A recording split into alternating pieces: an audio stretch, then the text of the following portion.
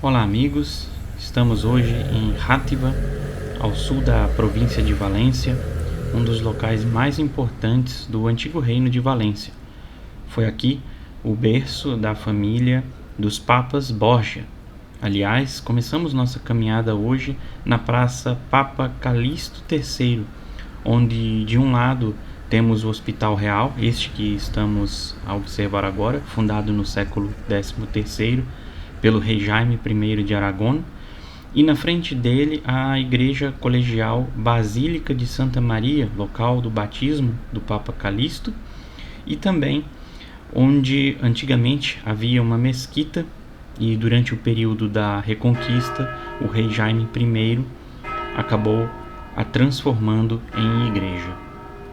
Foi nesta mesma igreja que Alfonso de Borgia foi batizado e anos mais tarde, aos 76 anos, se torna papa com o nome Calixto III. Da mesma família, Rodrigo de Borgia, seu sobrinho, se torna posteriormente o Papa Alejandro VI, que teve um pontificado conturbado e marcado por métodos questionáveis e escândalos pessoais. No entanto, foi durante o seu pontificado que ele emitiu uma bula papal determinando e dividindo o mundo moderno entre Portugal e Espanha por meio da linha de Tordesilhas. Bom, mas estamos aqui para falar da antiga judiaria de Játiva e possivelmente ela estava localizada aqui, onde estamos caminhando, principalmente do lado direito, nesta região de trás do Hospital Real, que foi este edifício que vimos no início da nossa caminhada. Ainda que a judiaria aqui de Játiva não fosse a maior do reino de Valência, possivelmente ela tenha sido uma das mais antigas, se não foi a mais antiga, uma vez que já no século IV havia menção dela nos registros de época. Anos mais tarde, entre os anos de 1050 e 1147, sabe-se que os judeus daqui de Játiva migraram para Barcelona durante a conquista da região pelos muçulmanos. E somente a partir do século XIII, durante o reinado de Jaime I, no período da Reconquista cristã, este bairro judeu é reconstruído, ocasião em que estes judeus passam a fazer parte do projeto de repovoamento das Alfamas e aí sim passam a gozar de certos privilégios concedidos pelo monarca. É neste mesmo período em que pode ser observado certa prosperidade na comunidade judaica da época. A esse respeito, vale a pena comentar que o rei Jaime I enviou, neste mesmo período, uma mensagem às autoridades daqui de Játiva locais e concede nesta mensagem vários direitos, privilégios aos judeus, desde a isenção de impostos e, pasmem, até mesmo uma ordem para que se deixassem de atirar pedra nos judeus na Sexta-feira Santa.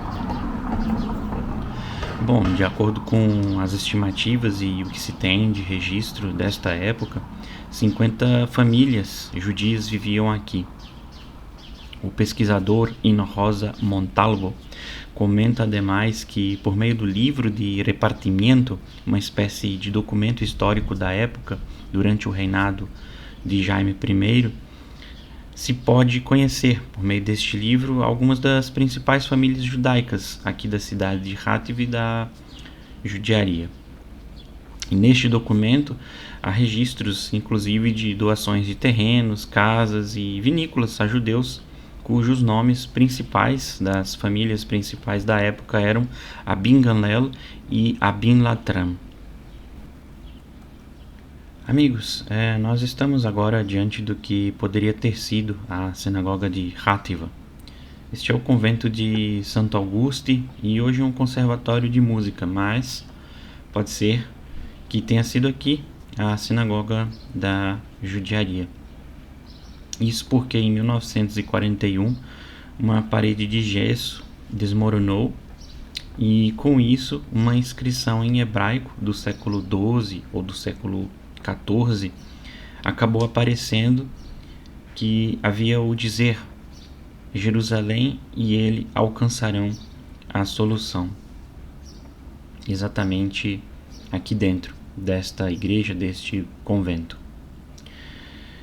Sobre o assunto, sabe-se que o último rabino de Hátiva se chamava Meir Hoti, e que para ele se exilar, ou seja, na época do edito de expulsão dos judeus aqui da Espanha, ele acabou vendendo a sua casa a um senhor chamado Antoni Candel no dia 6 de junho de 1492, exatamente no ano de expulsão dos judeus durante a Inquisição. Ele possivelmente morava aqui, não nesta rua, mas um pouquinho mais à frente, à esquerda, na Rua Vera, a próxima pequena rua à nossa esquerda, perto da Praça San Jordi, que devia ser um dos acessos ao bairro, a espécie de entrada da judiaria. E por essa razão não há como não se emocionar neste local, assim como o rabino Moshe Armoni se emocionou no ano de 2010, quando visitou este bairro e também pôde percorrer algumas destas ruas, observando e ouvindo os relatos de época desta comunidade que aqui viveu tempos atrás.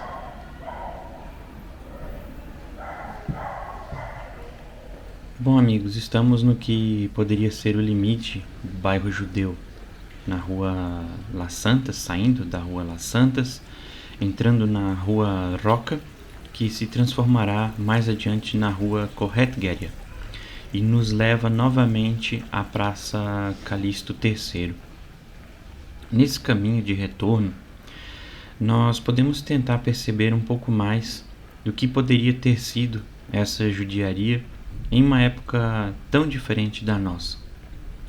Podemos também imaginar que muitos dos que aqui viveram deram origem às famílias que hoje podem não saber do seu passado e de suas origens judaicas, por conta da conversão. Outras famílias, ainda que não tenham se convertido, fugiram e devem hoje residir distantes daqui, sem elo ou mesmo qualquer vínculo emocional com este lugar. Visitar um bairro como este é mesmo sempre um convite a pensar, refletir e contemplar. A beleza aqui é diferente, ela reside exatamente nesse estranhamento que sentimos ao confrontar o presente com o passado em busca de respostas para um futuro. Em Hátiva, assim como nos demais lugares que passamos na Península Ibérica, no Reino da Espanha, em Sefrado, a comunidade judaica passou por dois grandes momentos de muita dificuldade. Primeiro, em 1391, com a perseguição dos judeus e os pogroms, e depois, em 1492, com o êxito de expulsão dos judeus da Península Ibérica, especialmente da Espanha. Daqui, muitos partiram para o porto de Dénia, a poucos quilômetros da cidade de Hátiva, e dali foram para Itália ou mesmo o norte da África, uma vez que havia um comércio robusto e intenso entre as comunidades da Península Ibérica e do norte da África. Pelo que se sabe, um barco foi fretado e organizado por comerciantes de Gênova, que residiam aqui perto e reuniram as famílias judias de Hátiva. Daqui, 248 judeus embarcaram no dia 20 de junho de 1492, com destino a Pisa, na Itália. Ali fizeram uma escala de 8 dias até seguir viagem. Estes foram os que preferiram sair de Hátiva do que se converterem ao cristianismo. Outros por aqui ficaram, se converteram, e dificilmente seus descendentes buscarão remontar essa história. Afinal, Estamos falando de um pouco mais de 500 anos atrás. No entanto, aqui, diante de antigas ruas e vielas que muito nos contam a respeito de um passado não tão distante assim, quando pensamos nos muitos museus com relíquias antes mesmo do Império Romano, percebemos que este passado é muito perto do nosso presente. Bom, amigos, eu fico por aqui, terminando a nossa caminhada. Espero que vocês tenham gostado e apreciado a visita de hoje. E nos encontramos em uma próxima judiaria, em um próximo passeio, na próxima caminhada. Um grande abraço e muito obrigado a todos.